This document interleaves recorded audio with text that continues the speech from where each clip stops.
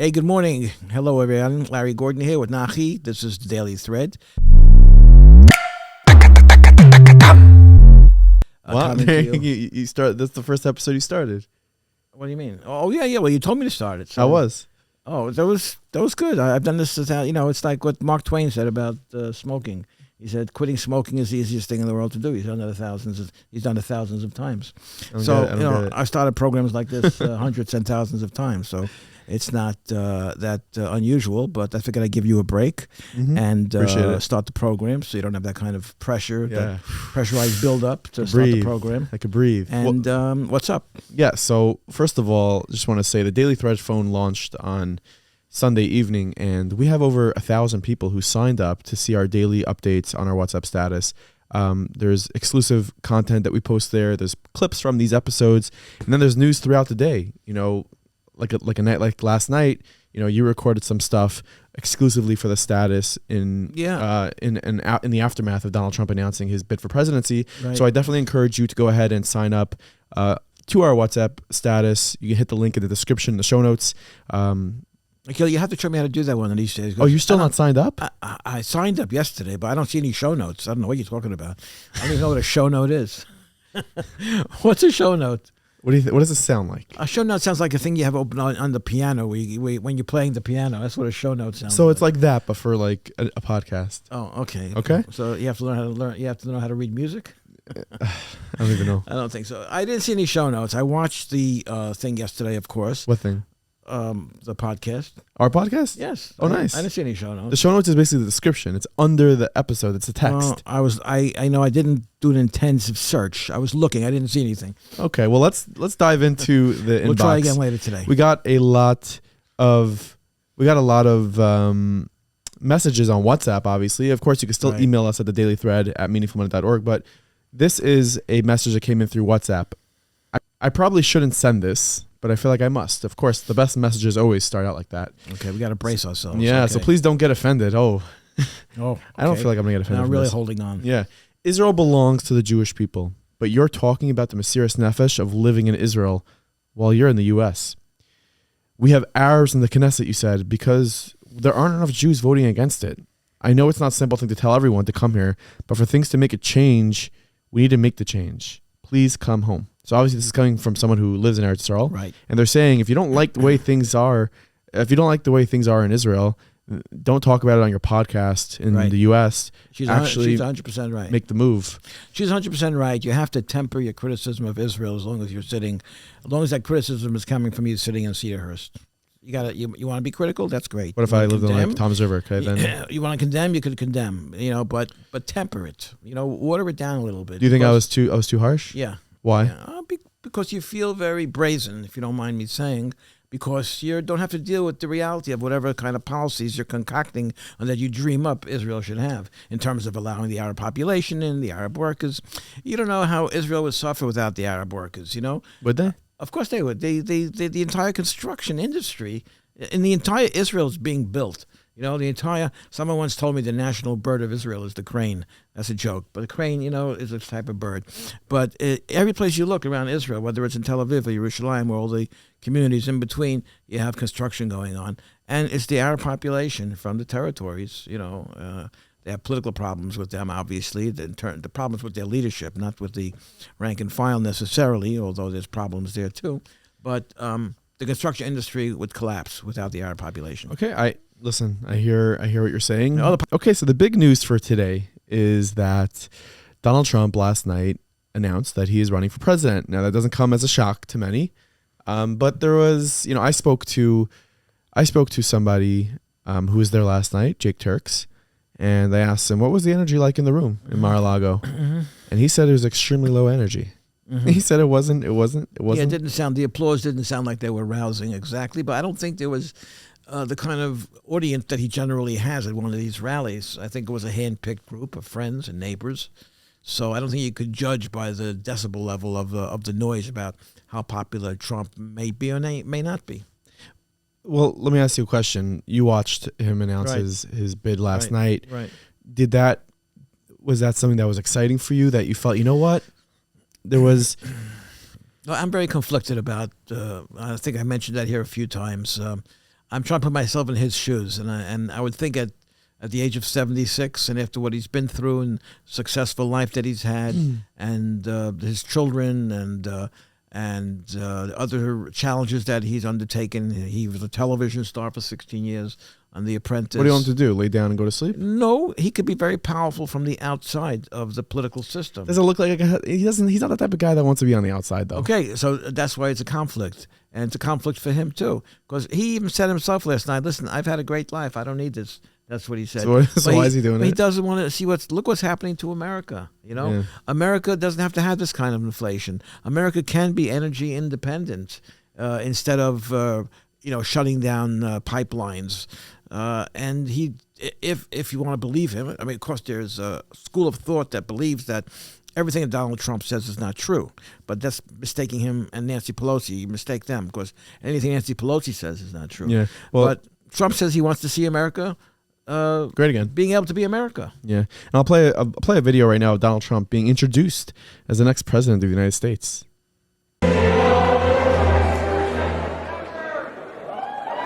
Gentlemen, please welcome the next president and first lady of the United States of America, President Donald J. Trump, accompanied by Mrs. Melania Trump.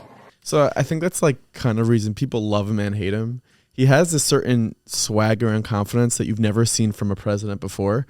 What type of like move is it to go to the party that you're announcing that you're running for president, maybe even a little late in the game, and to be announced as the next president of the United States? Well, listen, that's how campaigns work. Campaigns, but you understand that's why people like hate him. No, every politician does that. Really?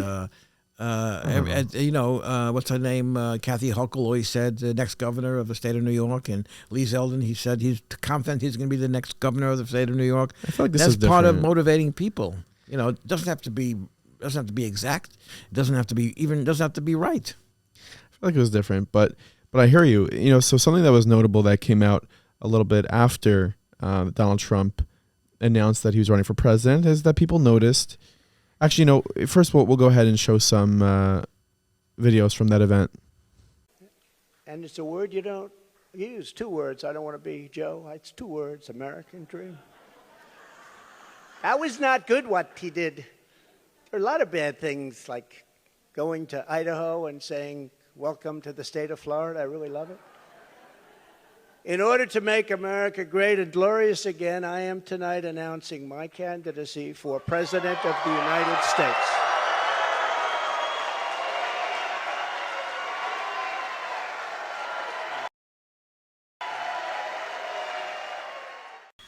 So hearing that gets me a little bit like excited. It gets me like, oh wow. Yes, it's a little chilling.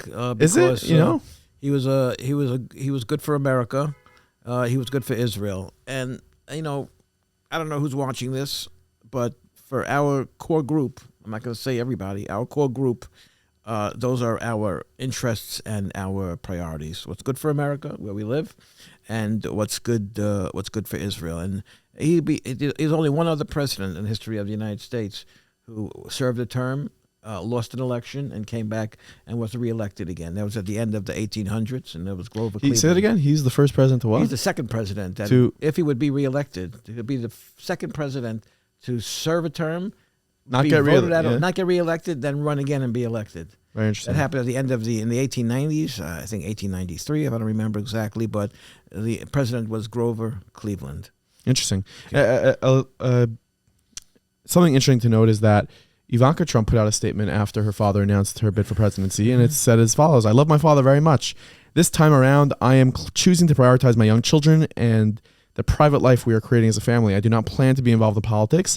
While I'll always love and support my father, going forward, I will do so outside the political arena. I am grateful to have had the honor of serving the American people, and I will always be proud of many of our administration's accomplishments." So this is what Ivanka said. I know Jared Kushner was there last night. I don't know what his he was there last night. The sons were there, Eric and what's his name, Donald Jr. and Barron Trump. They were all there. Jared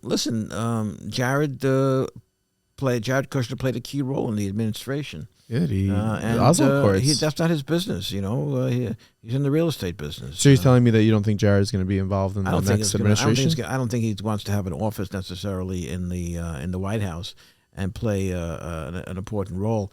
But look, it's very early in the process. The midterm elections were just a week ago. They haven't even been definitively decided yet.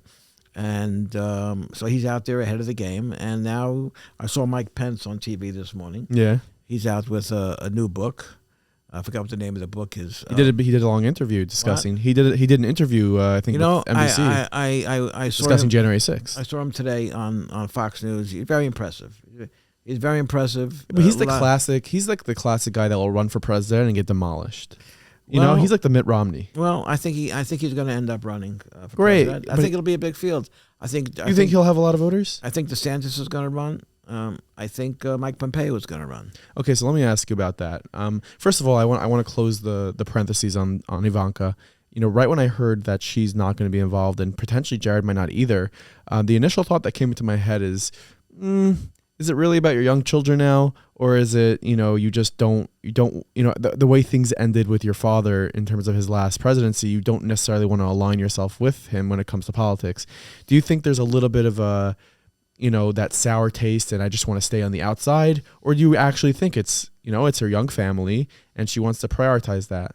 I think this day and age, with the media being what it is, social media being what it is, if you don't have to put up with the vilification and the criticism and the denigration that you get heaped on you on a daily basis, why put up with it? I think quietly behind the scenes, they'll help him. I think if he gets reelected and he needs help with Israel or Saudi Arabia or the other Arab countries, I think Kushner and his other, even though Jason Greenblatt's not going back to work for the administration. How do you know? I don't know. I don't think he is. How about Avi Berkowitz? I don't know. Five Towns native. Maybe Avi Berkowitz will be Secretary of State. You don't maybe know. Ari Einhorn will be Secretary of State.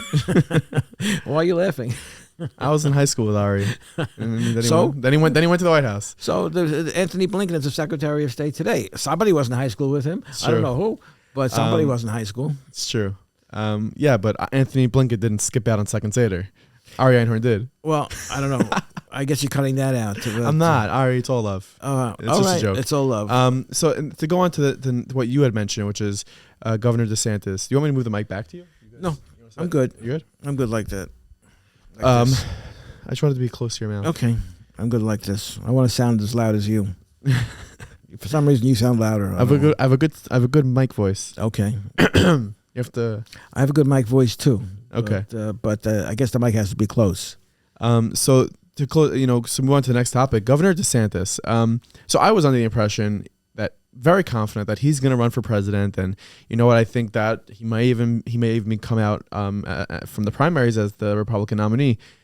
And I feel like after last night, and I did speak to someone who's involved in the political arena, and they did have a little bit of a hesitancy about whether he's going to run, or maybe he's just going to sit out these 4 years, let Donald take his final swing, and then run after that. He's a young guy, DeSantis. How old is he? He's 45, 46 years old. He's a young guy.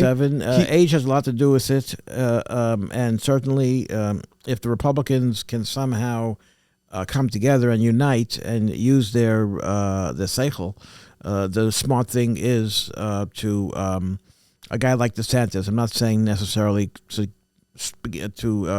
agree to serve as a vice president to Trump. I don't know if Trump even has a chance to come close to winning, to tell you the truth, because even if DeSantis steps aside, even though he's flying high right now because of the way he was elected in Florida by landslide numbers, other people are going to step in. But let's be real. I mean, who is there a black horse here that we think is going to just jump to the top that we don't know about right now, that we're not thinking about? I personally think Mike Pence is not going to. I think Pompeo will run, but I don't think Pompeo is going to actually make a threat to people like DeSantis and Trump. They'll have different kinds of appeal. Mike Pompeo is a brilliant politician.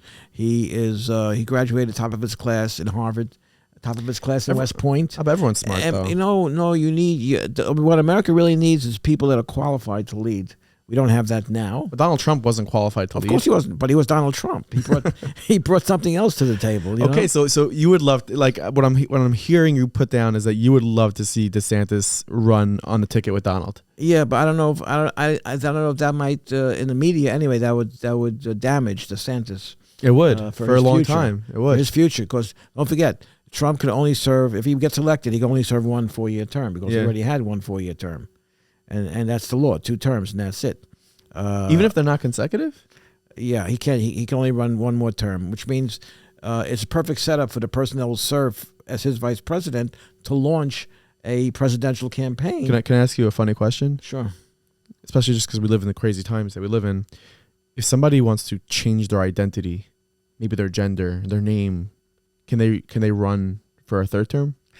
I don't know. I think you should ask a competent rabbi that question. It's not a rabbi question. I don't know. You don't think it's a good question? If you change your name, you mean? If someone and nowadays everyone could just change everything about themselves.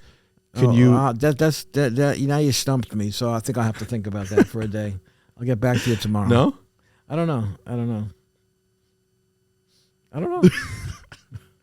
know. What do you think? I don't know. I have a feeling if you have the same social if men number, can play in women's sports because they identify as a woman, then why can't the president? This is the determining factor. If you change your gender, but the number on your driver's license is still the same, then you're still the same person. Does your driver's license number change? No. Okay. No, same driver's license. All right. Your picture could change. Thank God for the DMV. Picture could change on your driver's license, but that number that identifies you wherever you go is not going to change, I don't think. It's my personal opinion when it comes to DeSantis, and I think he's great. I love him. Is that he might want to step aside from this Trump situation, maybe, and let Trump, take his final show. I don't really know who the Democrats can put up right now that will fight Trump. No, it's not going to be Joe Biden. It's certainly not going to be Kamala Harris. No one I can think of. Really, no one. Not that I can think of. How about Beto? No, Beto's is a 10-time loser. Beto O'Rourke, Stacey Abrams. Is there nobody in the Democratic Party? How about Cory Booker? Cory Booker will run again. Yeah. Right now, the question is, can Phil Murphy win on December 6th in the runoff? The runoff election. And the question last night was, did Trump do the smart thing by announcing his presidency before the election on December 6th in Georgia, or should he have waited for after? That means that by putting his presidential muscle behind Herschel Walker, whoever was involved in the decision-making process, and chances are no one was involved except Donald Trump, he feels that he, as a presidential candidate, he has more muscle to push Walker across the finish line and into office. Okay, so there's a really interesting story that's coming out of Israel, which is a little bit concerning, and we're going to speak about it right now. The headline reads on IsraelNationalNews.com, Netanyahu in talks with Lapid Gantz for a unity government. While the Likud negotiates with the right-wing parties, Netanyahu is reportedly maintaining alternate track with center-left parties. According to the report, members of Netanyahu's entourage are in the midst of quite yet intensive talks with associates of Defense Minister Benny Gantz, National Unity, and Prime Minister Yair Lapid, Yesh Atid. Okay, this is not good. This is not things that us from Jews want to hear. You have to understand, first of all. Yeah, let's hear the context. Both Gantz and Lapid said they'll never serve in a government that Netanyahu leads. Okay, so it's not much for that lie. But can we start, what is Netanyahu's desire to try to form a government with them? I mean, why wouldn't you want to form a religious government? According to what I read, his partners are mostly religious parties. I believe the Likud has 32 seats, and the religious parties together have 30 seats. Okay. 30 seats. So that already gives a majority right there. You need 61 to have a governing coalition. He's been warned by the U.S. administration not to form a right-wing government. Why? Why can't? And you know what? And this is like a 10-headed animal. There's no simple answer as to why. America prefers a government in Israel that's secular, that's left-leaning. It could be center, but it's left-leaning. And I think for us, as far as our concern, we have relatives there, children, grandchildren, studying in Israel, visiting Israel. For us, we feel safer if it's a government led by Netanyahu, because we know where his heart is. Right. He's not crazed like Bennett was about breaking new ground. Right. But the U.S. administration doesn't want a government that has a decision-making process influenced by religious parties. They view that as extreme. Yasser Arafat, who's in some eternal hell somewhere up there amongst the planets, used to say that everything in Israel was okay until the settlers started moving to Israel from Brooklyn. Nothing. It wasn't dangerous until the people from Brooklyn came. So Bezalel Smotrich from the National Religious Party, he wants to be defense minister, and America already told Netanyahu not to have him as defense minister. That means he controls the military. Why should America meddle in the election? Okay, see, America complains about anyone else when they meddle in like Russia. When they meddle in an election, but here the United States, exactly this is their pattern. Exactly what they tell people not to do. Exactly what they're doing. It's funny. Someone I don't know. It's kind of like the bully. America's a bully. No, and Aki, back up for a second. America gives Israel $4 billion a year. That's a lot of money. $4 billion. America gives $4 billion a year. Plus, I don't know what else. Plus millions for Iron Dome. Plus millions for this. Plus millions for that. So, and then there's a flip side to this coin. It's not that you're anti-religious, not that you're afraid that they're going to legislate that all restaurants have to be closed on Shabbos, or that no cars are allowed to be on the streets on Shabbos. Mm-hmm. I know you might be dreaming about that, but that's not going to happen. The flip side of this is Netanyahu wants to make peace with more Arab countries. He wants an agreement with Saudi Arabia. You can't have that with an extremist. Sorry, he's an extremist. Who? Whether it's Itamar Ben-Gvir or whether it's Bezalel Smotrich, you can't have from an optic point of view. You can't. They won't go along with it because you see, Saudi Arabia doesn't give a hoot about the Palestinians. They themselves could be against the Palestinian state. But I'll tell you a story I heard a few years ago. But they want to have the image of being pro-Palestinians. Many years ago, I went to a Shabbaton where Malcolm Hohenlein spoke, and he traveled to every Arab country years ago and had talks off the record, off the books, with Arab leaders. And there was a time there was uprising in the territories, and one of the Arab leaders, I think in Saudi Arabia, told Malcolm, "You have to get the message to Israel that you're not cracking down hard enough on the Palestinians. You have to crack down on them, and we're going to criticize you for doing it, but you have to do it." All right, so that's how the Middle East works. I hear you. Listen. So there's a lot of things to consider. The situation in Israel is fluid, and we'll continue to keep an eye on it, and we'll of course update the status. So make sure to go ahead and sign up for the Daily Thread status. Right. On a lighter note, a really nice story coming out here in the Five Towns. This is via MKY, 1,000 words column. The name of Yossi Hecht, Yosef Chaim ben Dvorle, is well known to the MKY family. Yossi Hecht, who is a Farakwe native. He's a beloved bacher who has defied illness to spearhead a worldwide Asher Yatzar movement. He composed a hit song and given chizuk inspiration to children and teenagers facing their own physical challenges. Recently, the wheelchair-bound young man. Recently, the wheelchair-bound young man recovering from yet another surgery was back in the hospital, but not for a doctor's visit.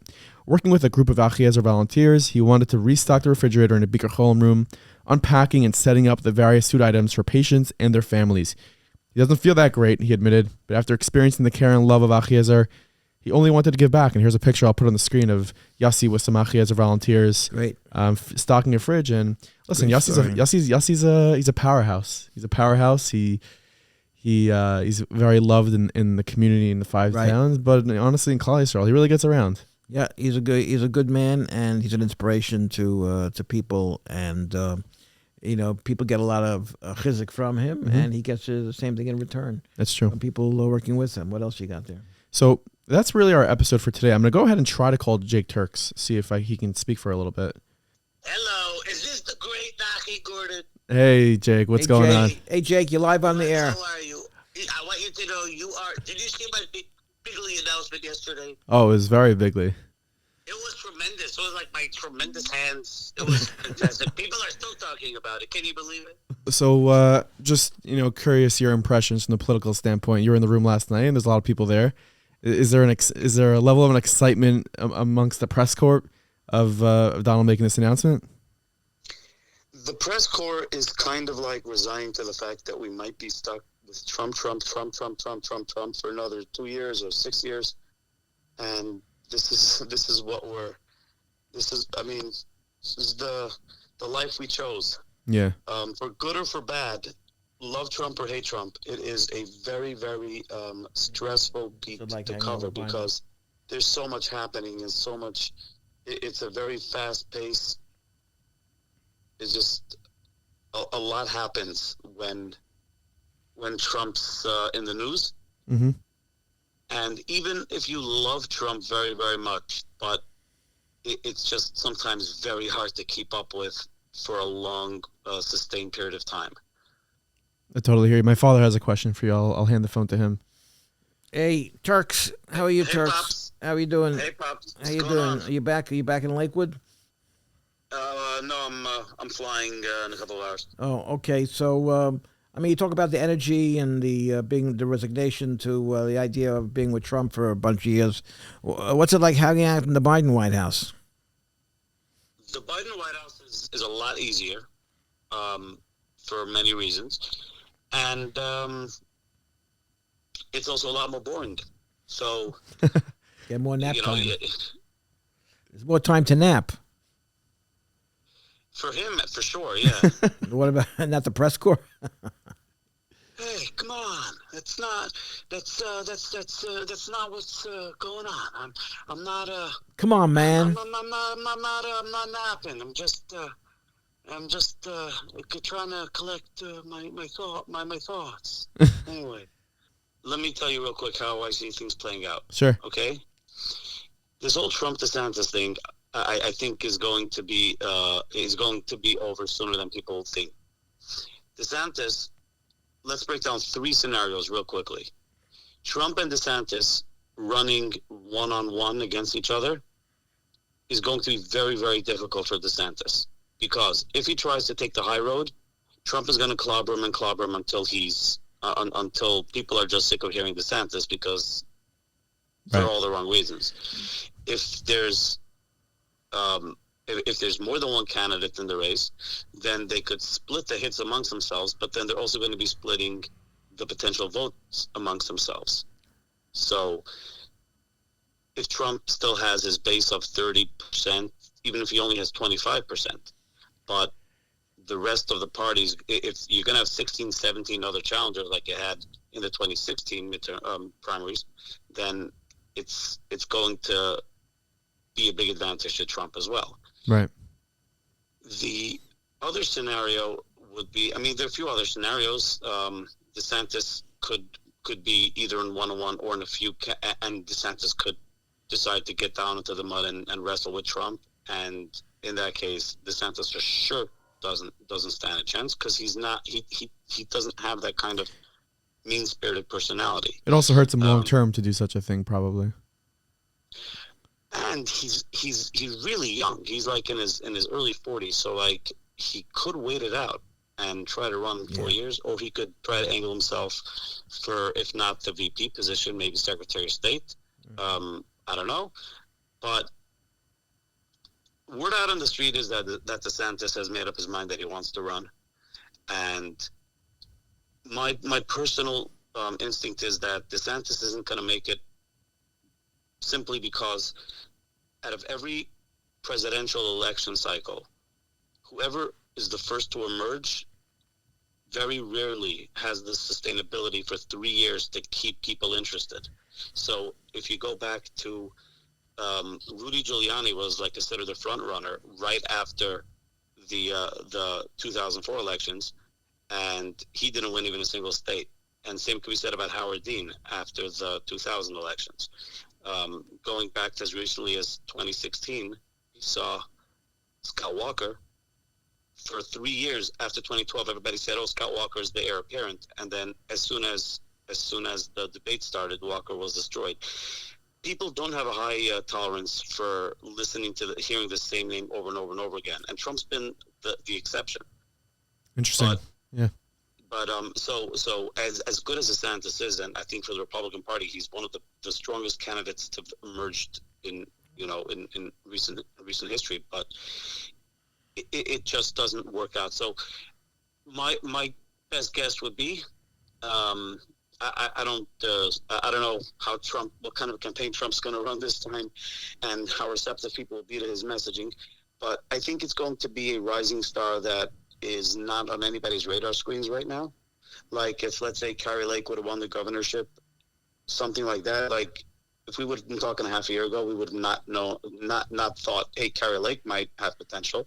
Doesn't seem like she's got anywhere to go at this point, but it could be someone who we don't know much about or we don't know anything about, who's just going to have this national surge into prominence at the right moment. So I think we're going to see a lot of unusual and things that cannot be predicted happening over there. And one last thing I want to ask you before I let you go is, do you think there's any clue of who Donald would choose to be his running mate?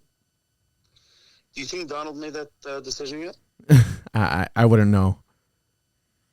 But knowing what we know about him, Pops, you think Donald already decided who's going to be? No, not by any stretch of the imagination. Exactly. I don't think so. You know what? And he doesn't feel like he needs to decide now. He wants to see who's going to come groveling at his feet. He's going to want to see who's the most loyal to him, and he's not in a rush to decide. Maybe Lee Zeldin? Yeah. Hey, you know what? Could be. Okay, so I guess we'll see how things play out. Thank you, Turx, for joining us today, and have a safe trip back. Absolutely. Thank you so much. Okay, be well. Good luck with your new program. Thank you. So that was Jake Turx, Omni White House correspondent who was last night in Mar-a-Lago, also a Newsmax contributor. And that is our episode for today. So go ahead, leave a rating or review, and make sure to sign up to the Daily Thread on WhatsApp and follow us on all social media. We will see you tomorrow.